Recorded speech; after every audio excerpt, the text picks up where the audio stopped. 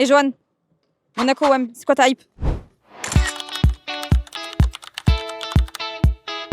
Bon les gars, pour ça là, je suis obligé d'enlever les lunettes. Parce que c'est le match de la saison. Le match qui compte double. L'Olympique de Marseille se déplace ce week-end, ce samedi à 17h à Monaco pour y affronter l'AS Monaco qui a justement laissé sa deuxième place à l'Olympique de Marseille la semaine dernière. Je récapitule. L'Olympique de Marseille s'est imposé à domicile face à Toulouse 3-2 quand Monaco a perdu dans les derniers instants sur le score de 2-1. L'Olympique de Marseille a l'occasion, à l'issue de ce match, de prendre 5 points d'avance dans la course à la Ligue des Champions. Je pense qu'il est vraiment temps de creuser l'écart. Bon, on le sait, l'Olympique de Marseille et l'AS Monaco sont deux équipes qui se ressemblent énormément en termes de chiffres. Je m'explique. Elles ont marqué à peu près le même nombre de buts, encaissé à peu près le même nombre de buts et ont exactement le même nombre de défaites, c'est-à-dire 8. Ce qui différencie l'Olympique de Marseille à l'AS Monaco, c'est une victoire et un match nul. On peut dire que c'est deux équipes qui sont à la fois en réussite et à la fois en difficulté. On peut regarder aussi en arrière et on sait que les Marseille-Monaco ou les Monaco-Marseille, ce sont des matchs qui engendrent à chaque fois beaucoup de buts. Ça veut dire qu'on risque d'avoir un match ouvert. En plus de ça, je pense que les deux équipes vont chercher à remporter les 3 points. Donc je pense que ça peut nous faire un superbe match. Mais c'est tout à l'avantage justement de l'Olympique de Marseille qui aime ces équipes qui viennent un peu les chercher pour déséquilibrer leur bloc et trouver des espaces dans le dos des défenseurs.